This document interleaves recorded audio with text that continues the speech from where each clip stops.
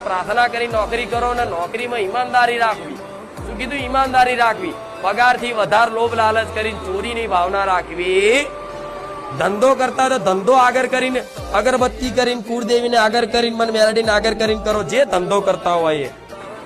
પણ એમ કે માં ધંધો માં કરું છું ને તો મારો ધંધો તું રોજગાર તું ચલાવજે માં, એમ કરીને તમે કદાચ એ ધંધો આગળ ચાલુ કરો ને અને મને સોંપી દો ને તો ઘરાકના મગજમાં વસીને ઘરાક લાવું. અને તમારો સ્વભાવ એવો શુદ્ધ રાખું કે કોકના ફરી તમારા આવું કોકના ગમ.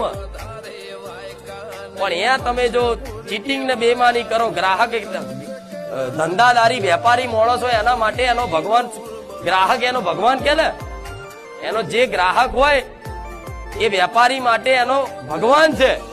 તો કોઈક ભગવાન આયા હોય એ પ્રમાણનો જો કદાચ એ ભાવ રાખી અને એની જોડે જે તે નફો મળતો હોય વ્યવસ્થિત કે નફો લઈ લે અને કોઈ છેતરપિંડી ના કરે, કોઈ એનું અપમાન ના કરે અને એની જોડે હારો વર્તાવ કરે અને પાણીનો ચાનો ભાવ પૂછે, એનો ધંધો રોજગાર હારો હેરતો હશે. જોઈ લેજો આ અનુભવ તમે જોજો. જે હારો ધંધો રોજગાર કમાતા હોય ને એમનો નીતિ નિયમ થોડા જોઈ લેજો. બધા ગ્રાહક જોડે બસ એક ભાવ, ભગવાનનો ભાવ રાખશે કે આવો આવો બેસો, ચા પીવી છે, નાસ્તો કરશો, પાણી પીશો.